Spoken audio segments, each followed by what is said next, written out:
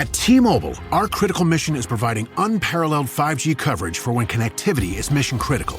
Introducing T-Priority, America's best 5G network experience for first responders, even in times of congestion. More capacity, faster speeds, better coverage.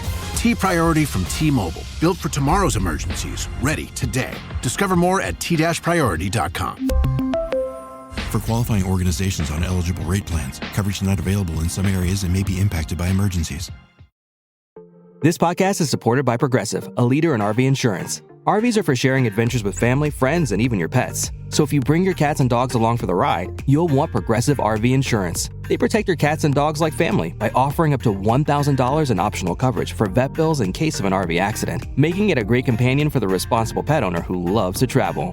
See Progressive's other benefits and more when you quote RV insurance at Progressive.com today. Progressive Casualty Insurance Company and Affiliates. Pet injury is an additional coverage and subject to policy terms. The PC gave us computing power at home, the internet connected us, and mobile let us do it pretty much anywhere. Now generative AI lets us communicate with technology in our own language using our own senses. But figuring it all out when you're living through it is a totally different story. Welcome to Leading the Shift, a new podcast from Microsoft Azure. I'm your host, Susan Ettlinger. In each episode, leaders will share what they're learning to help you navigate all this change with confidence. Please join us. Listen and subscribe wherever you get your podcasts.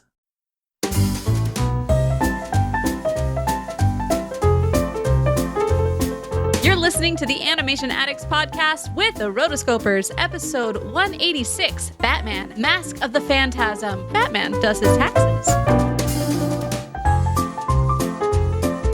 Welcome to the Animation Addicts podcast with the Rotoscopers, the #1 place to get your animation fix with animation addicts just like you. Each episode, we dive into the wonderful world of animation featuring Disney, DreamWorks, Pixar, and everything in between. From hilarious discussions and movie reviews to interviews with industry insiders, this show's mission is to brighten your day through our love and appreciation of animation. So hop on your nerdy couch, grab some snacks, and get ready to hang out with your animation besties because it's time to dive into today's episode. Welcome, everybody. We're your hosts. I'm Morgan Stradling. I'm Chelsea Robson. And I'm Mason Smith. Whoa! I'm back, including the genie, brought to life again by the one and only Robin Williams. Not an episode can go by without me quoting the preview for Aladdin, Prince of Thieves. Oh yeah, King of Thieves. I've only seen the movie once, but there is a certain Disney VHS that I've seen so many times. It's probably Robin Hood or something, the re-release. They're finally getting married. They're finally getting married. They're finally getting married at the party in Agrabah. Oh yes, I could go through the entire thing. But I've done that on several episodes, and you're probably tired of it. Yes, I'm back. I'm on this podcast again, and I'm really excited about this episode. In podcast form. In color. Oh, yeah. We're doing Batman, space, Mask of the Phantasm. Mm-hmm. This was hotly requested. This was actually one that people have requested so many times over the years. Yeah. And one of our new patrons, Esther, who also is a longtime listener, sent in a voicemail last time and mentioned that, hey, this is one that you should do. And it is a cult classic, and I am so excited to talk about it. So, but before we do, any housekeeping? I had a baby, and I still have the baby. Oh, yay! I had a baby once. She's doing fine. She's gonna be 3 months old in just a couple of weeks. Time flies. And she's great. Her name's Elle. We named her after Elle Woods. I'm not afraid to admit it. Oh, nice. Yeah, we're hoping Harvard. I mean, that is the only option at this point. She's tall, so some business role, nice, would be great. It's not like it's or hard. Olympic swimmer, nice, or Olympic swimmer, or collegiate swimmer, or whatever. Now that they're doing like Nike deals for college athletes in some states, I think we're on a good track. I like this career path that we don't put any pressure on her at all. Yeah. We have a lot of don't do this. And to prepare her for that, we watch Ridiculousness on MTV. It's like America's Funniest Home Videos, but like it's mostly videos of people falling on their face because they're doing stupid stuff. So we sit her down and we watch it, and it's kind of like kids listening to Beethoven when they're young. We just want to expose them to bad ideas so that they know to avoid them. Nice. Yeah. Good plan. But she's great. I'm a daddy now, and I'm proud and happy to be one. It's And fun. it's kind of crazy raising a little baby and during the Coronathon, but we're all doing fine. And how are y'all? You say Coronathon as though it's like, ooh, Coronathon. The Coronathon will continue until we get Until we X reach our number of pledges. donations from our audience. Corona pledges. I'm sorry, I If don't mean to make only. light of this. I don't need to make light of this horrible pandemic, but what else are you gonna do? You I know? Right. think 5 months in, all of us are like, okay. Are we You all either entitled can, to you joke either about can it a laugh little bit? about it, or you're just really, really irritated about it. So, or probably both. So let's just laugh about it, because I'm definitely both. But the introverts of the world are probably like, this is great. heaven. Long live. I don't Yeah. have to pretend to be anything. I can just stay in my hole. It's great. Experience a progressive lens engineered with AI from Essilor, powered by individual measurements of your visual behavior. A lens personalized to you by an Essilor expert. Discover Verilux XR Track and enjoy instantly sharp vision in motion and seamless transitions from near to far. Find your local Essilor expert today at Essilor.com. Halliday presents, in the red corner, the undisputed, undefeated Weed Whacker Guy.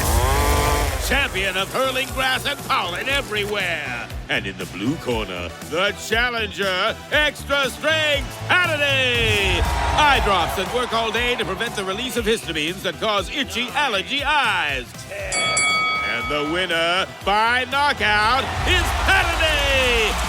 Halliday, bring it on.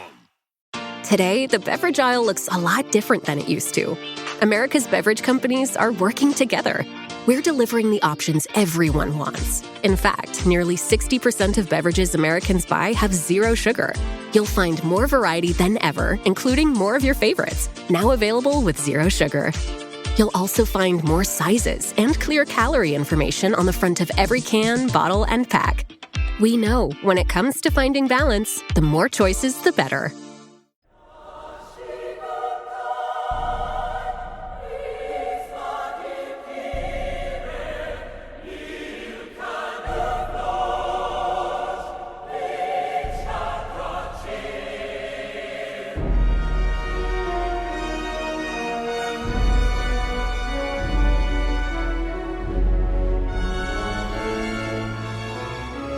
If Batman the Animated Series has a cult following, then I am a member of that cult. I am a card-carrying member, Oh. and I drink the Kool-Aid, and I go to meetings twice a week, Oh, sometimes 3 times, and I bring a friend. excellent. And because I really like it, because, okay, I would like to ask several generations of people, because we've got our boomers like me, we've got our millennials, we've got our zoomers, we've got our ice boom pals, we've got our creepers. I'm just making up generational nicknames. And I would want to ask them who... Oh, the Zennials, yeah. I would want to ask them, who is your Batman?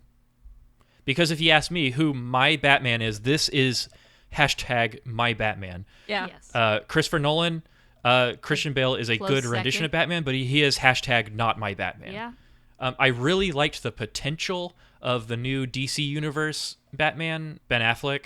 Like, I really liked the potential of Ben Affleck as Batman, but he is, alas, hashtag not my Batman.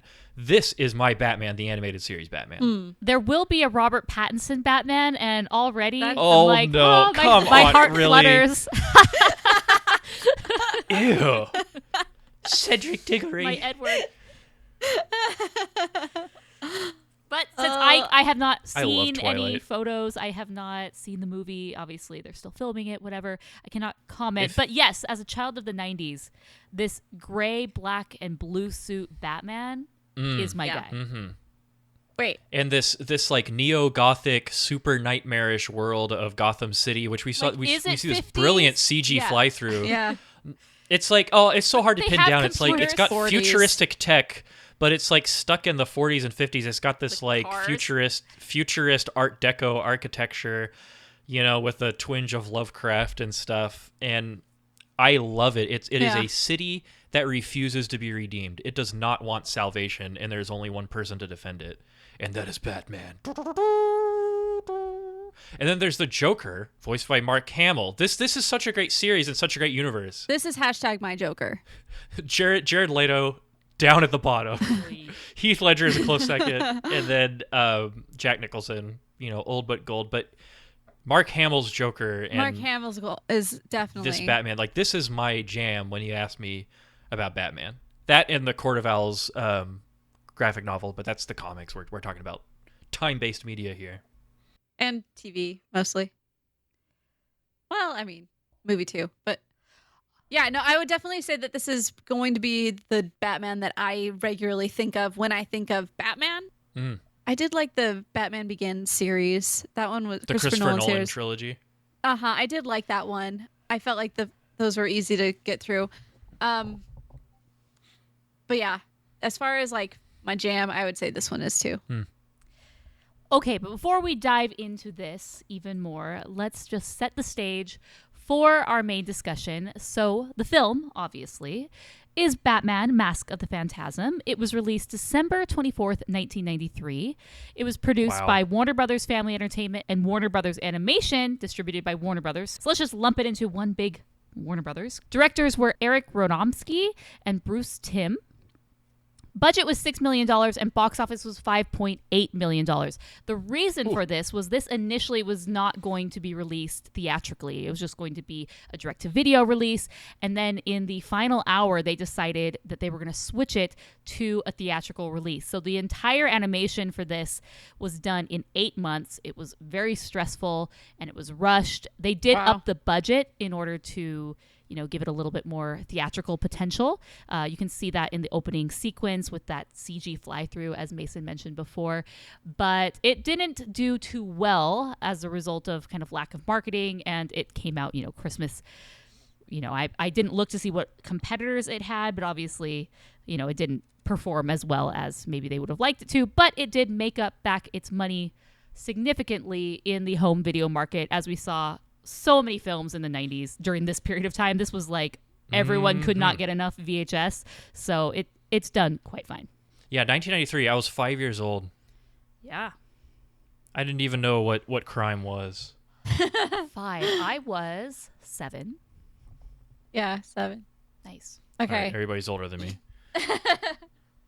All right, so we did have a good amount of movies that came out that year that I totally remember. I think we've reviewed nearly all of these. So obviously The Lion King stole the show for 1993. Nightmare Before Christmas, that came out November. So I feel like Nightmare Before Christmas probably was still doing well in the box office. But again, I could look this up.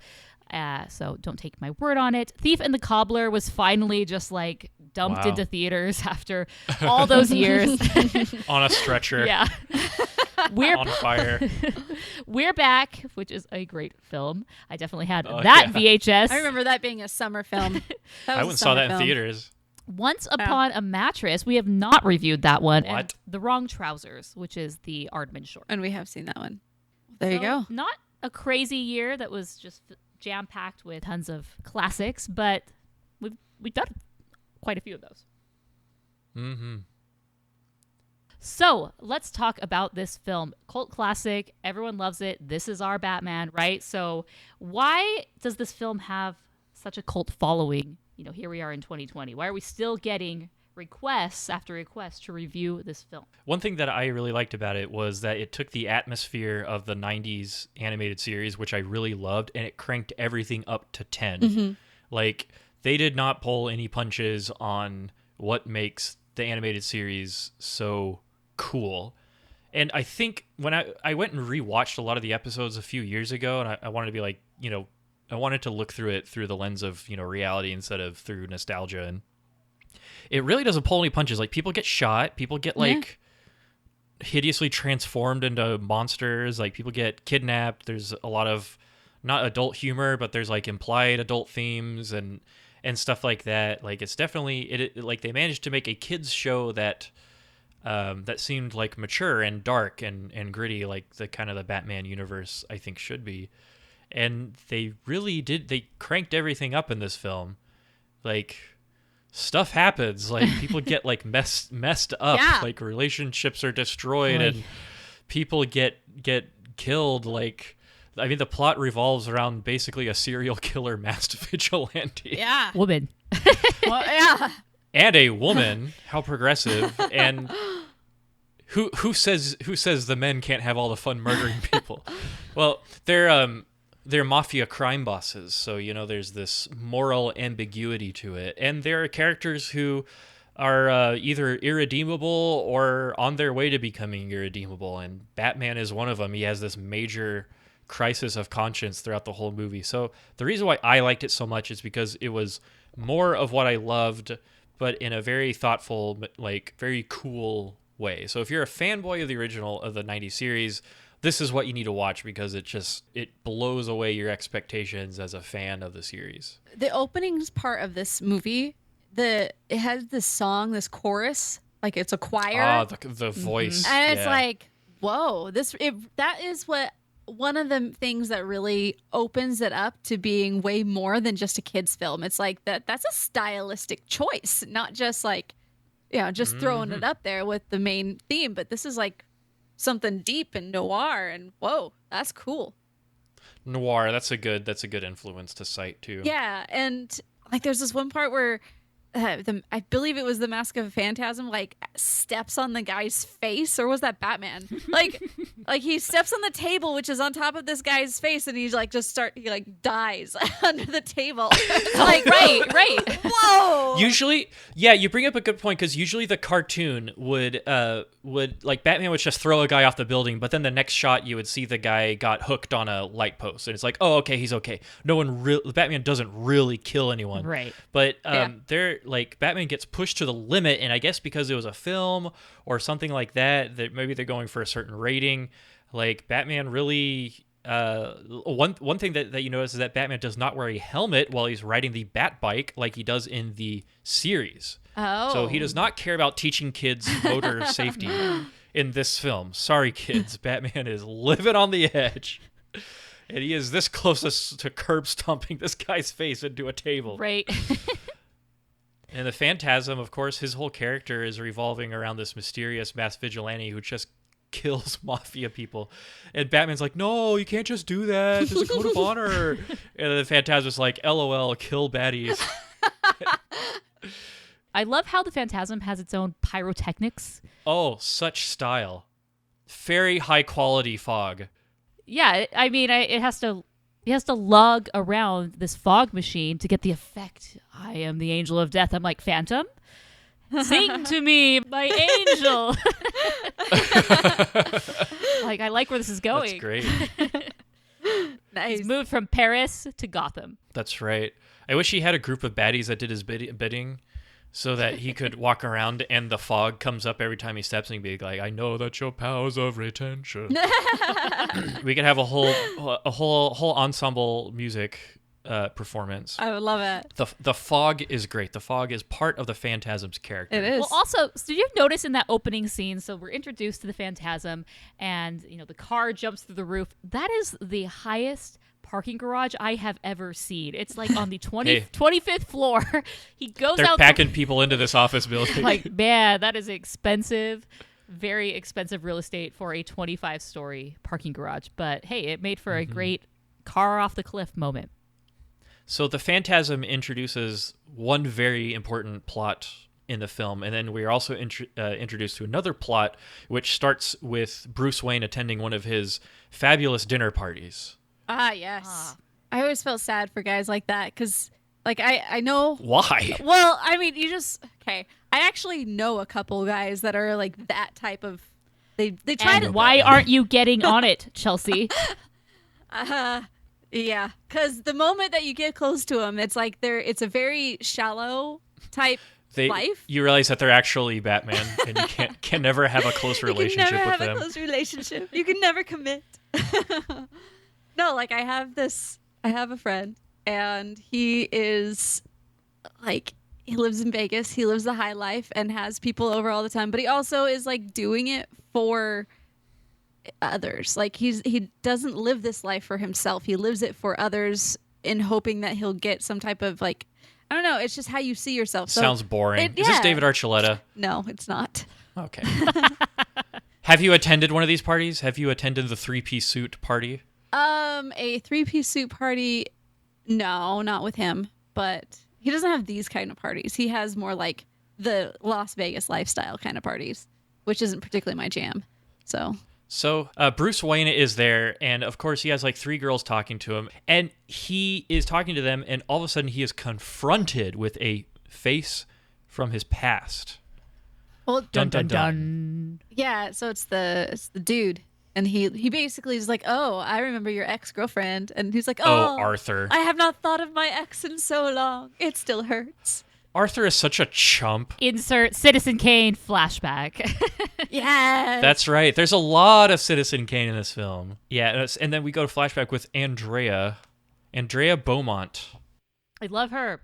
I really liked her character. All of her dialogue sounded really natural, and it didn't feel like she thought that she was doing voices for an animated film. Yeah. You know what I mean? Mm-hmm.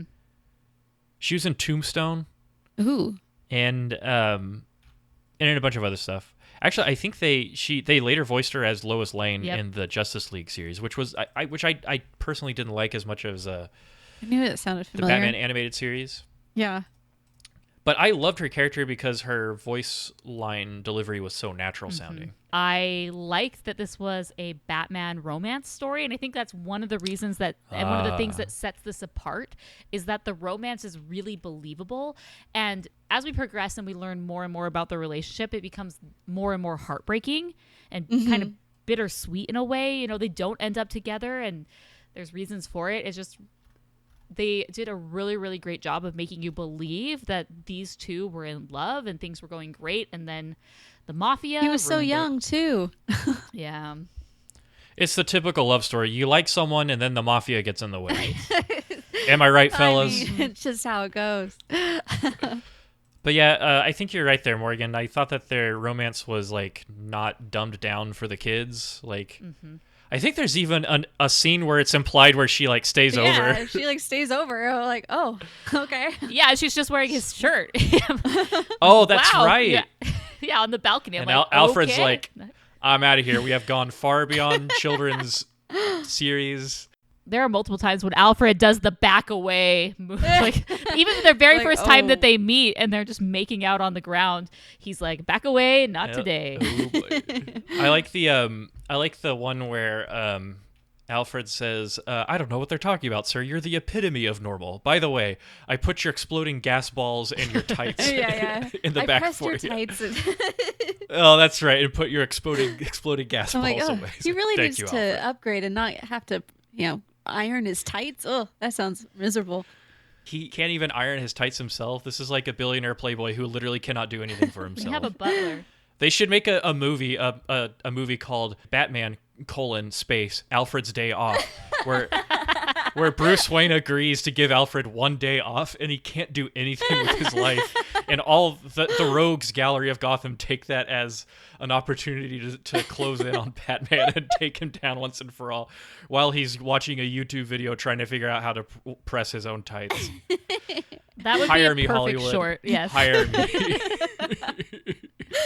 Alfred's So day yeah, off. we get this interesting courtship between them. You know what I think was the weirdest part of the film was when they go on the date to the World's Fair, which is basically the Carousel of Progress. Right. Walt Disney's Carousel of Progress, but sinister because this is Gotham City. And I thought it was pretty interesting. It even had its own jingle. Yeah.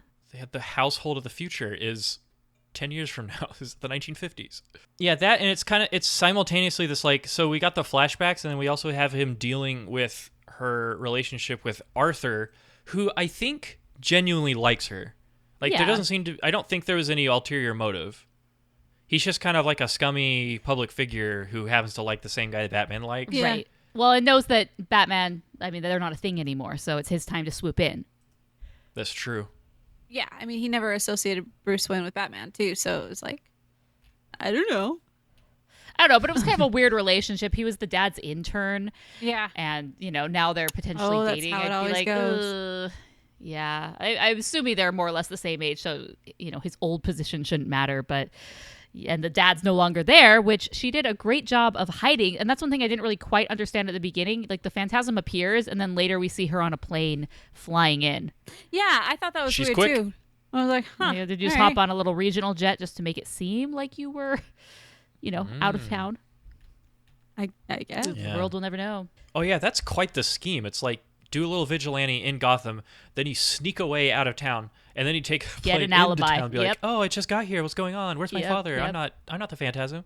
Oh, yeah. Phanta who? No one's Phanta who? No one even mentions Phantasm in the film. Yeah. Right. So she's super dark. Like the way that You she mean, kills these people, it's like she pushes an angel sculpture like in a cemetery on this guy's head, Mm-hmm, and I'm just like, oh, death by fallen angel. I guess it happens to us, That's all what of you us. call ironic. Yeah, there's the scene in the cemetery. I love these mob guys, man. This universe does not it has the mob boss stereotype down. yeah. They're like, yeah, see. Right. And then there's one no mob guessing. guy in particular who maybe we can talk about this now.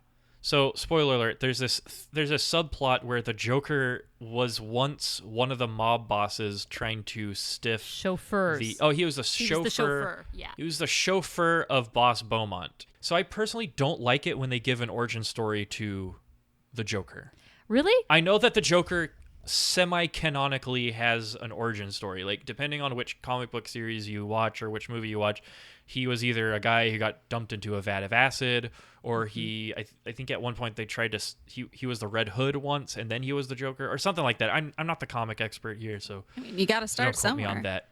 But for me, the Joker is more of a phenomenon than an actual person. He is a symbol, just like Batman is a symbol. And while Batman's origin is very important to his character, the ambiguity of the Joker, I think, is more important to his character than an origin story.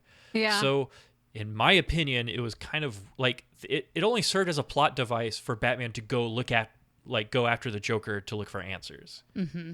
Yeah. It's and it's apparently he knew right where he was. So he's like, "What's up, Batman? Is he not a threat these days? You're just kind of letting him hang for a while." But then when he sees that he was once one of those gangsters, he's like, "I have to find the Joker." It's like, now you have to find the Joker. Right. I'm sure he's been up to something, behind the scenes. But I don't like the fact that they gave him this weird origin. Yeah, I disagree. I actually really liked it. I thought that this was. I liked they gave Batman a little. This is the sorry.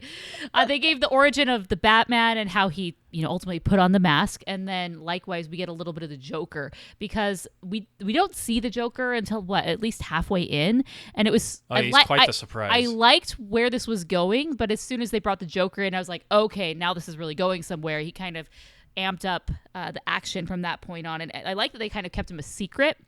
And they didn't just lead with the Joker. He wasn't really in any of the promotional materials. It wasn't about the Joker per se. They kind of just needed the Joker ultimately when we realized the Phantasm wasn't a bad guy, quote unquote. Well, because they were looking for all of the people that could be next on the Phantasms list, and so this person's in this random photo. It would be really sad if the Phantasm forgot who all was there, but only had this one photo to go back on, and it's random guy just happens to be photobombing. Some guy in the background is like, "I'm just the caterer." Who's the Phantasm caterer? just splats him against a building. Yeah, Phantasm is no one to joke with. Pretty dang brutal. I remember the first time that I saw this Phantasm reveal was definitely a surprise to me. Watching it this time, the clues, what's happening and what to pick up for. Obviously, the motives of Andy and the Phantasm, her, they really do line up exactly, so it becomes pretty clear. Yeah, as soon as he's like, "It's jujitsu, it takes a lifelong to," and then she just throws him on his back. Yeah. It's like, Phantasm right there. Right. So, riddle me this. The Riddler is not in this movie, but riddle me this anyway. How do you spot an evil character in the Batman animated series? Well, you have to have the crazy flat pointy hat. nose. The pointy nose, yeah. Yes, the pointy nose. You gotta have some sort of sharp angles. Yes. Apparently age spots. That was horrible. The old guy. Wear your sunscreen, please. Yes. Hands. Remember your hands. Yes. It's Gotham. The sun doesn't shine there. It's depressing and dark. And yet he's got all the age spots. And also, he's on a respirator type thing. So, I mean, coronavirus oxygen. is real. If you are disabled, you are evil, and you will die because the Phantasm will come after you. No, but that was a funny part. Like when he's in the car with it, when the what's his face is in the car with the Arthur. Arthur's in the car. The mob They guy. called him Wheezy, didn't they? He leaves and he's like, I've got to get out. This is my stop. It's not very healthy in here. And I'm like, oh yeah, social distancing. Get it. Nobody social distances in this show because it is, of course, pre-coronavirus, although it's hard to get out of that mentality. So, I mean, where is this all headed? I didn't know what the flashbacks were for at first. Okay, first off, had anyone seen this movie before? I saw No. it one time a couple years Okay. ago, but only because the fans had been talking about it so much. Yeah, exactly. So I'd seen it a few years because it was highly requested. Everyone said, it's so good, it's so good. And I'm like, really? The Batman animated movie? Okay, if you say so, and was blown away by it. And so I was excited to watch it again. But so this was the first time for Mason. Interesting. Yeah, I've seen it on like store shelves and stuff, and I've seen it on rankings for animated films. But yeah, I really didn't. Didn't watch it until just recently. It was a good choice. I really enjoyed it. Yeah, it's one of those ones where you look at it and you kind of want to eye roll. Even if you did like the series, you just don't have very high expectations, but you're kind of blown away at the end, and it's a really good movie. Yeah, you know why I didn't have high expectations for this film? Because a lot of the times these animated series will package up a bunch of episodes and they'll release it as not a movie, but as a movie-length compilation bundle, you know? Right. You know how they did that with Milo's Grand Adventure Right. for Oof. Atlantis? Yeah. Yes. That was annoying. Or no. Milo's Grand Adventure, it was just a bunch of episodes recut as a film, and then there was a Tarzan Yeah. movie that was basically Tarzan sequel that was just basically a bunch of episodes from the series, right? Yes. Something like This- that. this But it was was pretty a thing. It's a pretty sneaky technique to fool the kids into making their parents buy your stuff. But this is an actual movie, and I really like it. I guess the part that I really liked was you get to see what drives him to be Batman and what drives him to almost stop being Batman. And there's this really powerful moment in the film where they dig out the cave, and the Bat Cave is basically just a table, you know, and he puts the cowl on and he turns around and Alfred sees him as Batman for the first time and he says, "Oh my God," you know, or something like that. Yeah. And it's like, why is he saying that? Is he saying that because Batman is so scary looking, or because Alfred realizes like this is not the boy that I changed the diapers, basically. I think he says later on when he's like, "You don't know anything about me, Alfred," which is kind of a lame line. But then Alfred says something like, "I changed your diapers, I bloody well ought to know you," or something like that. Yeah, I think it was, for me, I think it's his last shred of the old Bruce, and he sees the new Bruce that has come, you know, that has given into the vengeance or is going down this path. And so it's his shock that it has turned into that. Not that like, wow, that's a scary costume, but It sure beats the ski mask. But hey, his eyes glow. oh yeah, he was not scary at all with just his, you know, cardigan sweater and ski mask. It was like, okay, I mean, I know you're a big buff guy, but That's how cape billionaires and- do it. yeah. It's like, this is what the kids wear on the streets. Right. It's always a cardigan. It's like, no, nobody wears them. Stop. No, it's the children who were wrong. But anyway, yeah. So we get to see his first attempts at being a mass vigilante, which do not go well. I don't like. No. Really cool action sequence though. Yeah. Well, I like how every vehicle has like an Art Deco motif. Like even the SWAT car or the SWAT bus that has the SWAT team where they try to take Batman down later on when Bellic leads the cops to try to take down Batman. It's like it's even got this like contours of like an Art Deco. It looks like the Chrysler Building but on wheels. Like it's really cool. But everything like from the car chases to the trucks and stuff have this like super old 40s 50s feel to them. I think felt it's like cool because it puts Batman, and especially this series, in a time and place that you can't really pinpoint. So it doesn't feel dated. when you're watching it, you're not like, oh, 1990s with a flip phone or whatever, like the giant phone that you pulled the antenna out. It just, Right. They have a computer, they have access to that. But other than that, it's kind of just amorphous where you don't know where it is, and it makes it timeless. Yeah. Yeah. Agreed. I feel like going back and doing all of these flashbacks, you really do get another side of Bruce. Like, you get the kind of, I mean, he's super broody, and he just made his promise to his parents, and he just happens to meet this other crazy girl who's talking to herself or talking to her parents, and I guess that's attractive to him. we both have a death in our family. Oh yeah, there was that whole scene. Like, okay, but you do get another side of him. Like, he goes from that to like, I didn't plan on being happy, and it's like, oh well, that'll do it. Yeah, it's interesting because it's pretty clear that he, like, obviously he made a promise to his parents, but it was more of a symbolic promise that, like, he needed to keep more than I think his, like, deceased parents needed him to keep. Yeah. It's that whole thing from the Christopher Nolan films where it's like, you need Batman more than Gotham needs Batman. Which is debatable because someone's always stirring up some crap in Gotham. There's apparently no one else to do it. It's not Gotham without crap. Also, Robin is apparently in college, and Harley Quinn is apparently in Arkham Asylum during the events of this film. So if you're wondering where Robin and Harley Quinn are in this film, unfortunately, yeah, like Robin just puts crime fighting on hold so that he can. I gotta get my degree, so he can get his MBA. I mean, hey. But the Joker is giving everyone laughing gas. Everyone's gonna die. He's like, sorry, I got midterms. Plus, we're having a total rager over at the frat house. If they're good enough at their job, eventually he won't have a job. Oh, that's right. Oh, that's great. Yeah, I think I read that they didn't want to include Harley Quinn because they wanted to keep it like a solo focus for the villain rather than being distracted by him and her, which I absolutely love Harley Quinn. Yeah, animated series Harley Quinn is best Harley Quinn. Best Sorry, Harley Quinn, yes. Margot Robbie, you tried your best, but there's no way anyone can beat that one. Mr. J. Yeah. Mr. J. She's fabulous. She's amazing. But she's not in this film.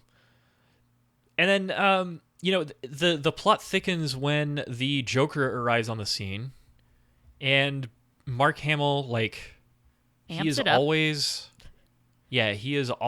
like, bringing a good... That's what I like about the Joker, is that he brings a little liveliness to the film, but it's only surface level because 5 seconds later a bomb goes off. Like, very cool. And we get to see the return of the shocking laughing gas. The scene where Arthur gets the laughing gas and he's trying to explain himself in the hospital is like one of the most grotesque, disturbing scenes in an animated film. Yeah. Very disturbing. We never find out what happened to him. One of my favorite points of this movie was in one of the flashbacks. It was like right before he becomes Batman, and she's next to Andrea. And he goes across the street because somebody is like beating up another person trying to steal their stuff. Oh yeah, that whole scene. And then he gets in this fight with him, and one of the comebacks, the guy's like, I hope you have your insurance paid up, and I'm just like, oh yes. This is the adult. That carries over. This is the adult humor part of the movie. Yeah, they got all sorts of good stuff in this film that, like, I feel like the 90s were a little more loose about this. Like, do you remember watching the Rugrats? And, like, if I watched Rugrats now, I would, like, you pick up on a lot of, like, adult humor in that film, in that show. But as kids, we were only interested in, like, the adventures that the characters were having. But there's, like, certain comments throughout the 90s, like, that you hear characters say now that are like, whoa, like, they put that in a kids' movie. Yeah. All right. Well, when I say adult humor, I mean they're adulting. Right. Oh yeah, Adulting insurance humor. Got your insurance paid up? Yeah. You're going all off the board here. They should have a Batman animated film called Bruce Wayne Does His Taxes by himself. Man, you're coming up with all sorts of great material for them. I know, because Mr. Freeze freezes all the CPAs in Gotham, and they can't do any work, and so everyone has to do the taxes themselves. Oh my god. It was all a plot. Watching Batman do his little investigations online is like, watching the conspiracy theorists on the Batnet. Instagram. It's fantastic. It's all connected. It's like that image from It's Always Sunny in Philadelphia where Charlie Day is like, I think that's his name, where he's like, he's got all the red like strings. Yeah, I didn't understand. I'm like 32, so you'd think I would be an adult and I can understand adult things, but I didn't understand the whole like money embezzlement subplot. Like the reason why Mr. Beaumont got in trouble in the first place and had to flee the country. You know how it should have ended? This is a how it should have ended, okay? The MBA of the group needs to come in and say, embezzlement facts, guys.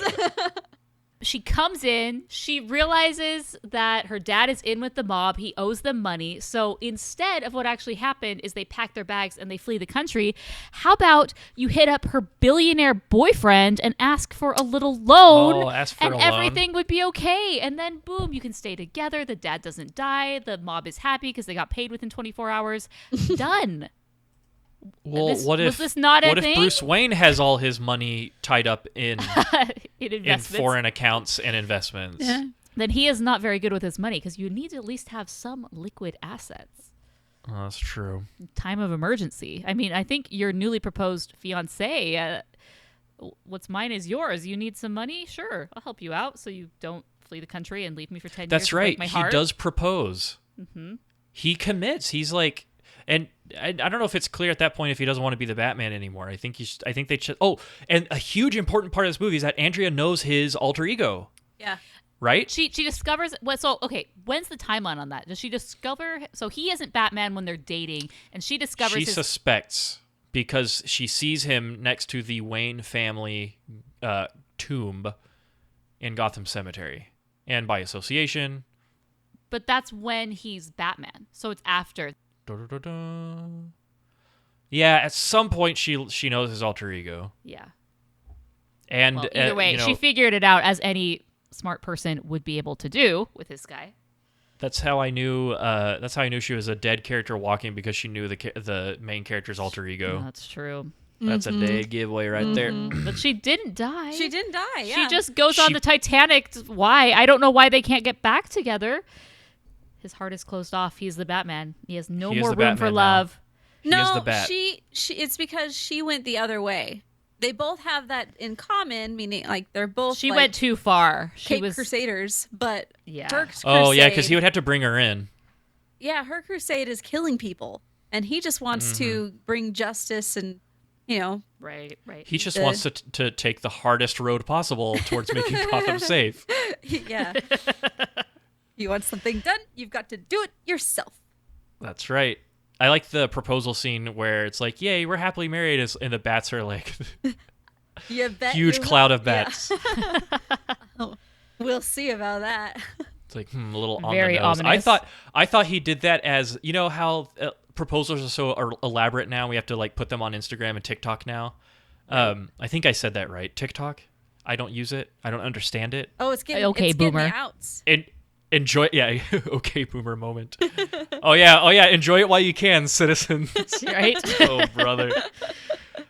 So anyway, the bats are like, yeah, here we go. I thought it was an elaborate thing that Bruce Wayne planned. But she did. That wouldn't make any sense because she doesn't know he's Batman. So it's just like a bunch of random bats. Surprise! Is that how he... Rabid vermin. Coronavirus.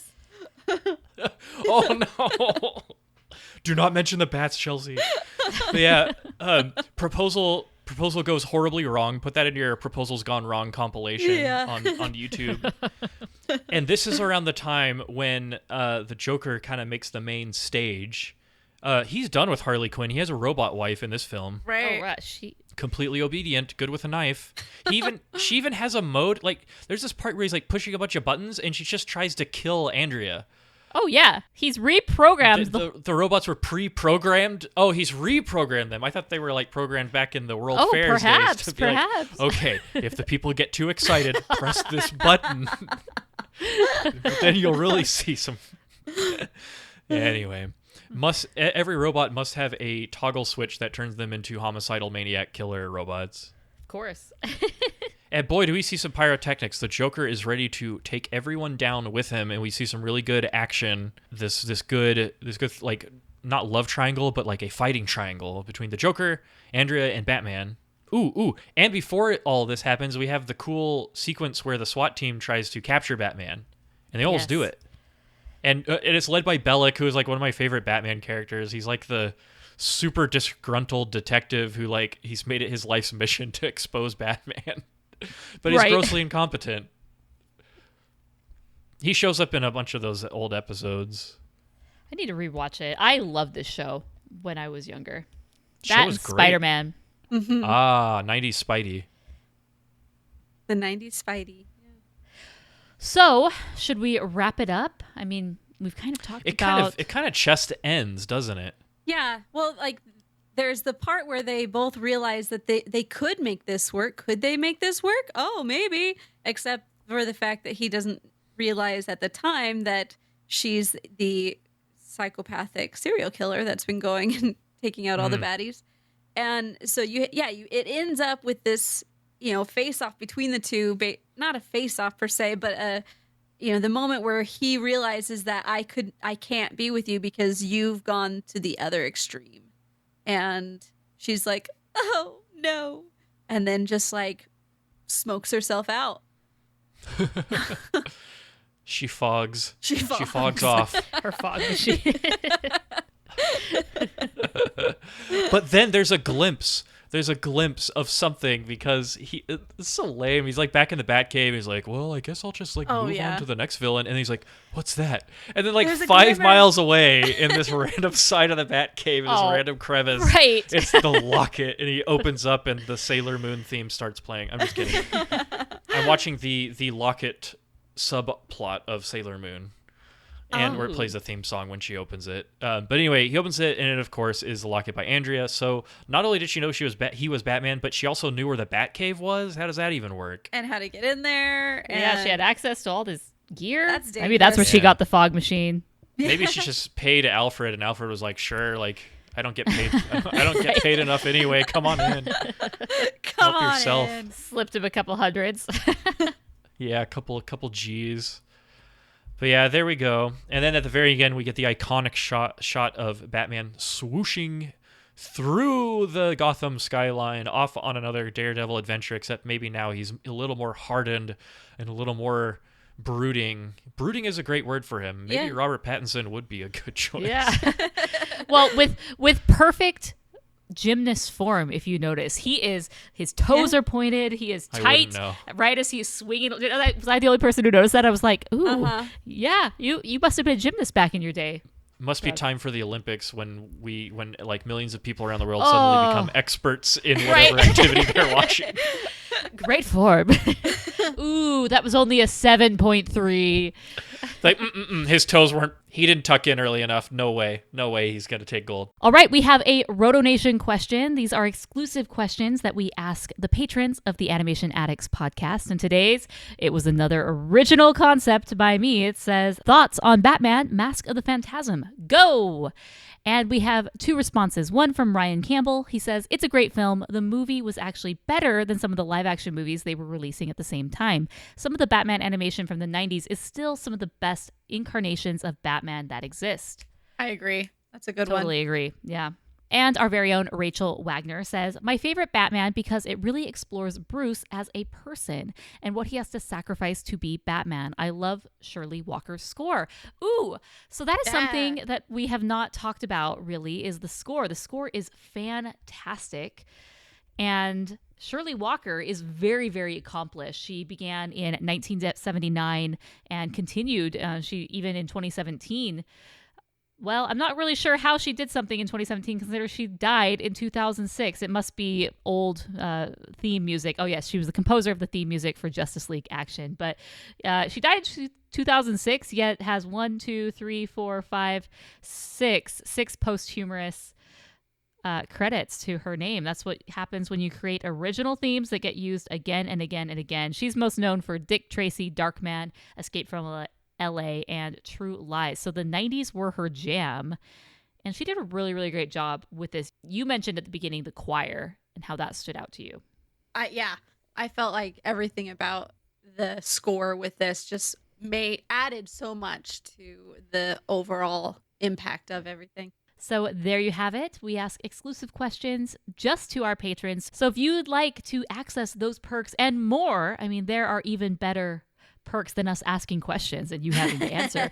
We have perks like bonus episodes. You get extra footage and bloopers and all sorts of things. So check it out at rotoscopers.com/patron. Do it.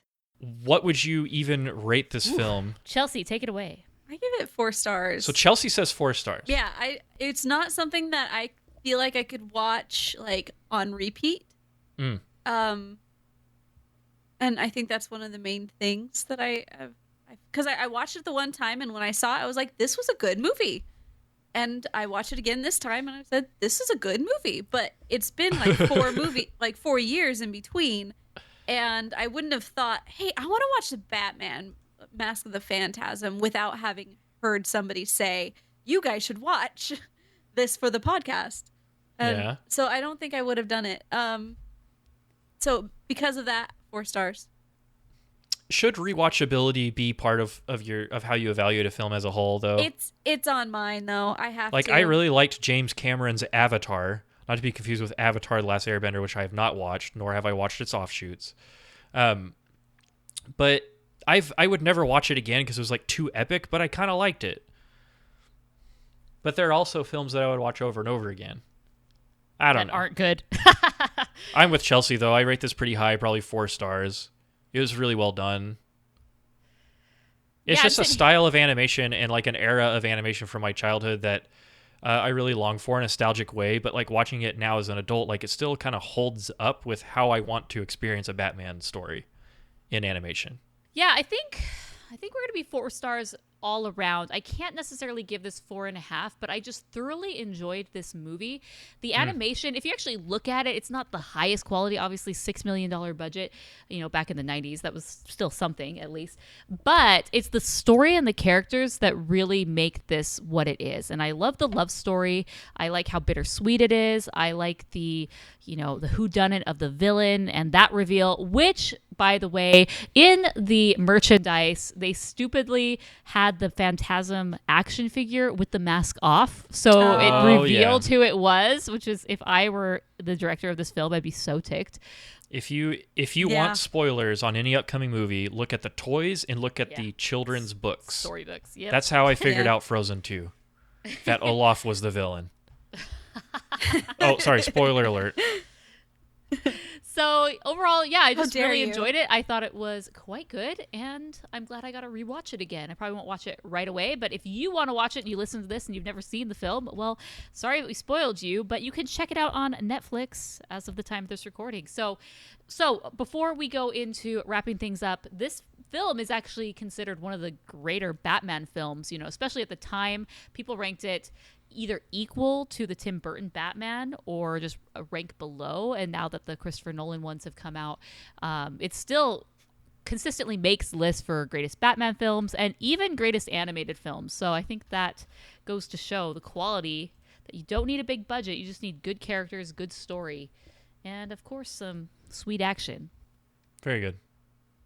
Sweet, sweet action.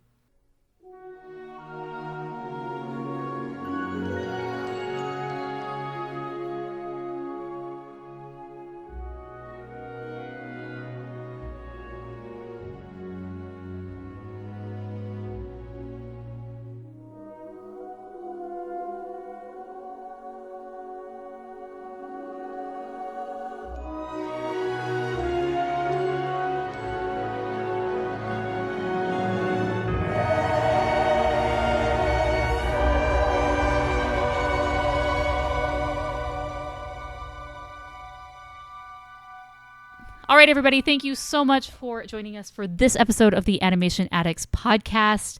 You know where to find us. We are everywhere on the internet, Rotoscopers. I had a great time reviewing this film, Mask of the Phantasm.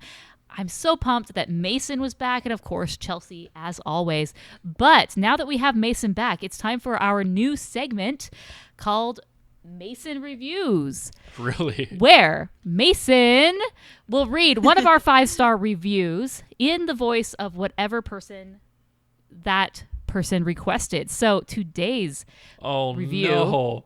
which you can scroll down and you can do this, is Ross from Monsters Inc. So that's easy one. Good.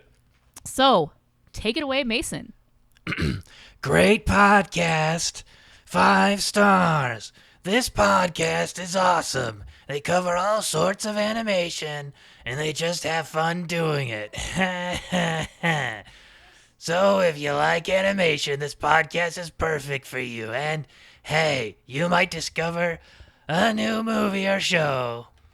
/ Roz from Monsters. Man, I think my Roz is kind of merging into Krusty the Clown. Hey, good time. This one came from Brazil. I was like, sweet. Yeah, that was Great. from Trini. So if you have not reviewed the show, be sure to leave us a review. 5-star reviews get read on the show. And if you want to have a special voice, let us know because Mason will do it. Morgan is committing me right now. Yeah, sorry. Mason will do anything. Just give him anything. And if you don't like it, then... This was months ago. We have a whole document of reviews, Mason. Oh, really? I better prepare. Yeah. I haven't done any impersonations in a really long time. I'll send you the link. If I do a few impersonations, not very well. Usually they are Disney princess related. So I guess if you want me to really attempt, go for it. Just let us know in your review who you want to do. We're just going to assume you want Mason unless it's a girl character. Then Chelsea and I will hack through it. We'll do our best. So Good no times. joke. This is an actual experience I had. I worked at a game studio, and there was a character whose voice was supposed to be like a little girl, like 12, 14, not little girl, but 12, 14-year-old girl. And they were like, "Hey, Mason, you're good at doing voices. Why don't you do it?" I was like, "Excuse me? Like, I don't." And so I tried it, and they were like, "Oh." And they were like super disappointed in me. I'm like, I am a 30-year-old man, and you're asking me to voice an adolescent girl. Like, there are some things that are physically not possible. Good time. But anyway, that will always be a bad memory in my life. But So he can't do female voices, clearly, because he just told us. But if you want him, he can try. And if you want I can me, do like I can try. deeper voiced want Chelsea? characters like Ursula. Maybe I can try to do Ursula. Oh, okay. So there you go. He's giving you tips. If you don't know what voices he can do, be sure to check out his 100 animated voices impressions video. It's great. So check it out. Include the links in the show notes. And now, finally, we've been talking about this and teasing this, and we have so many voicemails of people giving us their reviews, but our next episode is going to be long-awaited Toy Story 4. So get ready. Send in your voicemails. There is a lot of voicemails, so we won't be able to play them all, but we will play a handful here and there. But until next time, We are the Rotoscopers.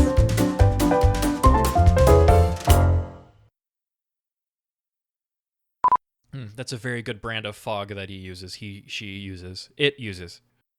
So, Bruce Willis. Why do you keep highlighting this sentence? who? Oh, I'm fidgeting. Oh, okay. I was like, are you really wanting me to bring that up again? Talk about No, it. I'm like, Talk oh, about sorry. it. I'm so sorry. No, I fidget. I do this fidget where I I do highlight text all the time. It helps me like feel like I'm in control of my life, I guess. Way to expose me, Chelsea. Well, like these are all my notes that you're highlighting, so I'm like, I've already said this. Chelsea, and your line is, we have to go back to the Brazilian air. Anyway, I'm sorry. So yeah, Bruce Wayne is living in this... I'm sorry. Anyway, we should have recorded our screens and show this madness that I'm causing. All right, someone else talk. I can't. Laugh break. Okay. I took my smelling salts.